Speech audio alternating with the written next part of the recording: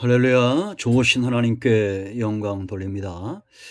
오늘부터 이제 출애굽기 40장을 묵상하는데요. 드디어 출애굽기 강해가 이제 마지막 시간들을 맞이하고 있습니다. 자, 이 40장이 왜 중요한가? 우리가 그 내용들을 살펴보게 될 것입니다. 출애굽기 40장의 핵심은 34절, 35절입니다.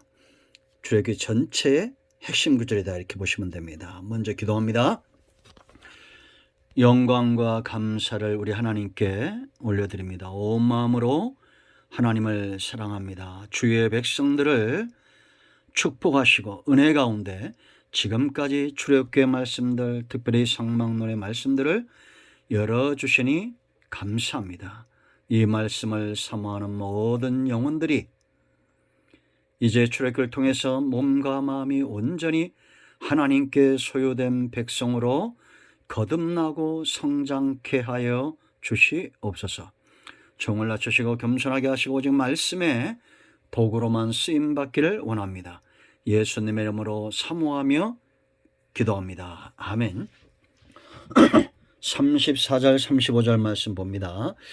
구름이 회막에 덮이고 여호와의 영광이 성막에 충만하매 모세가 회막 위에 들어갈 수 없었으니 이는 구름이 회막 위에 덮이고 여호와의 영광이 성막 위에 충만함이었으며. 아멘. 자, 여러분, 지금 성막 건축이 완성이 되고 모든 기구가 준비가 되었습니다. 왜 성전이 성전되느냐? 많은 돈이 들어가고 금은 보화로 짓고 그래서가 아닙니다. 성전은 건물이 아니라 하나님의 임재를 말합니다. 고린도서 3장 16절 말씀을 보면 성도가 하나님의 전이다라고 말합니다. 하나님의 영이 거하시는 성전이다라는 거죠. 성전이 성전되는 가장 중요한 이유는 뭐냐? 바로 하나님의 임재가 있어야 된다. 임재는 영광, 하나님의 영광과 함께 나타나죠. 그래서 여러분 34절 35절 말씀 보면 구름이 회막에 덮이고 여호와의 영광이 성막에 충만했다라는 겁니다. 이건 다시 말하면 성막이 하나님이 기뻐하는 대로 되어졌기 때문에 하나님이 그들 가운데 임재했다는 거죠. 여러분, 성전 건축 이 건물보다 하나님의 백성들, 이 백성들이 하나님의 성전으로 살아가는 것, 이건 놀라운 겁니다. 우리가 하나님이 기뻐하시는 성전으로 세워져 가야 됩니다. 보이는 성전이나 보이지 않는 성전이나 건물 성전이나 성도, 육신된 우리의 몸이나 하나님의 임재가 있을 때 그것이 정말 성전이 되는 거죠. 큰 교회는 하나님의 임재가 있고 작은 교회는 하나님의 임재가 없고 목사님들처럼 많이 배운 사람들에게는 성령의 임재가 있고 지금 막 믿는 자에게는 성령의 임재하심이 없고 그런 게 아닙니다. 자, 여러분, 왜 성전 건축, 보이는 성전뿐만 아니라 우리의 심령이 하나님의 거하실 성전으로 지어져 가는 것이 왜 중요한가? 중요한 세 가지 이유가 있습니다. 그 첫째는 하나님의 갈망이에요.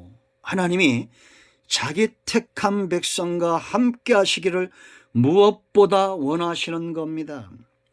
애굽에서 이스라엘 백성들을 이끌어낸 이유죠. 애굽은 바로는 이스라엘 백성들을 뭐합니까? 노예 삼습니다. 그 바로의 밑에 있으면 절대 우리의 삶이 평탄하거나 행복하지 않겠죠. 노예가 되는 겁니다. 그러나 하나님은 백성들 가운데 거하시기를 원하죠.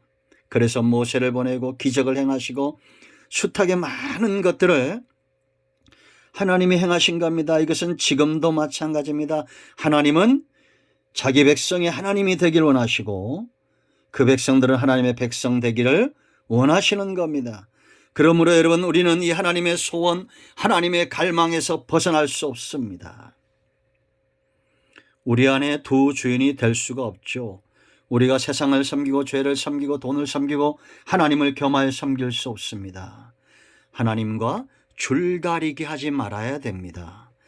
하나님의 강력한 임재하심이 있는, 하나님은 반드시 우리를 칭의와 성화와 영화, 하나님의 영광으로 충만한 상태죠.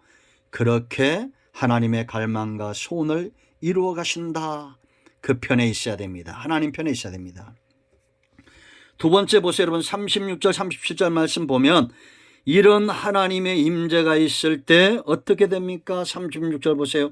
구름이 성막 위에서 떠오를 때는 이스라엘 자손이 그 모든 행진하는 길에 앞으로 나아갔고, 광야에는 길이 없어요. 누가 길입니까? 하나님이 그들의 길이에요. 하나님의 임재하심이 있을 때, 그들과 동행하실 때 광야의 길이 열리는 것입니다. 그러므로 여러분, 광야를 벗어날 수 있는 인생은 없습니다. 사람이 사는 생애가 광야 같고 바다와 같은, 출렁이는 바다와 같은, 한 치 앞도 내다볼 수 없는 깜깜한 안개가 낀 것 같은 그러한 곳이 바로 인생의 광야죠. 저와 여러분의 인생의 광야에 길을 내시는 분은 누굴까요? 하나님입니다. 하나님의 임재하심이 충만한 성전으로 우리가 되어질 때에 그 하나님과 동행할 때 광야의 길을 내시는 거예요. 그래서 여러분 37절 보세요. 구름이 떠오르지 않을 때는 떠오르는 날까지 나아가지 아니하였으며, 하나님과 함께 쉬고 함께 먹고 함께 동행한 겁니다. 낮에는 구름, 밤에는 불구름이 그들 가운데 있다고 그랬습니다. 주야로 진행하도록. 여러분, 그러므로 광야와 같은 인생을 경험할 때 우리의 씨름은 어디에 있어야 됩니까? 내 스스로 힘과 능력으로 광야의 길을 내려 하지 마세요. 하나님이 머물러 계시는지, 하나님이 어떻게 움직이시는지, 이들은 일을 하다가도 밥을 먹다가도 항상 하나님의 임재하심 가운데 영적 감각이 깨어 있었어요. 근신하고 깨어 있었다라는 겁니다. 우리 모두가 이와 같은 하나님의 임재를 경험하는 우리 모두가 되어야 될 줄로 믿습니다. 광야가 문제가 아니라 하나님의 임재하심과 하나님의 인도하심을 깨닫지 못하는 영적으로 무뎌진 우리의 영적인 상태에 문제가 있다라는 겁니다. 여러분, 성경을 보세요. 우리가 알 수 있잖아요. 우리가 출애굽기를 지나왔잖아요. 이스라엘의 문제는 뭡니까? 광야도 아니고 바로도 아니고 애굽도 아니고 홍해도 아니고 무엇입니까? 하나님의 함께하심에 대한 그 믿음이 깊어지지 못하고 흔들릴 때 그들은 홍해 앞에서도 원망불평하고 마라의 쓴물 앞에서도 원망불평하며 신광야에서도 원망불평합니다. 적들이 올 때도 원망불평합니다. 그런데 여전히 하나님은 그들과 함께 하셨습니다. 무엇이 문제일까요? 하나님의 임재를 충만히 체험할 수 있는 그런 성전으로 지어져야 됩니다. 광야? 누가 행진합니까? 이것이 행진이었어요. 하나님과 함께 할 때입니다. 세 번째 18절 말씀 보면 이스라엘이 눈으로 본 겁니다. 낮에는 구름 기둥이 있고 밤에는 불기둥이 있고 하나님이 그렇게 계시한 거예요. 광야나 문제 앞에서 그들의 믿음을 잃지 않고 믿음이 더 견고해지는 이유입니다. 볼 수 있는 눈과 들을 수 있는 귀가 있어야 되는 겁니다. 하나님의 임재하심은 바로 우리의 눈을 뜨게 하고 우리의 귀를 여는 역할이 있습니다. 하나님이 광야 40년 동안 이거 하신 겁니다. 보여주고 들려주고 느끼게 하고 체험하게 하고, 그래야 그들이 애굽에서 받았던 그 모든 순환과 고난으로 인하여 굳어진 노예 상태의 영적 상태, 노예화된 영적인 상태를 깨뜨리고 이제는 하나님이 기뻐하는 자녀로 믿음에 세우기 위함이었다라는 겁니다. 자, 이제 말씀을 맺습니다.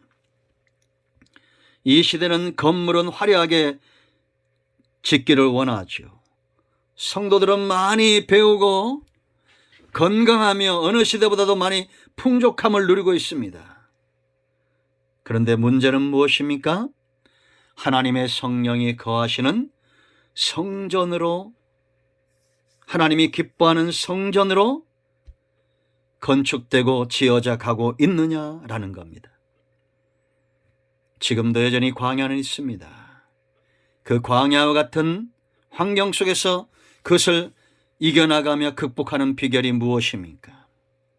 우리는 무엇을 보고 무엇을 듣고 무엇을 체험하며 느끼며 살고 있습니까? 과연 우리는 믿음 위에 서 있습니까? 하나님의 임재가 강력하여 모세가 성막에 회막에 들어갈 수 없었다라고 말합니다. 그만큼 강력한 임재하심이 있었습니다. 35절. 이런 성령의 강력한 임재하심이 있는 성전 건축, 성전이 완공되고 봉헌되어지는, 그래야 하나님의 임재하심이 강력하게 나타나는 이런 하나님의 임재하심은 어떻게 가능할까요? 내일 살펴보겠습니다. 기도합니다. 하나님, 예수 그리스도의 이름을 의지하여 기도합니다.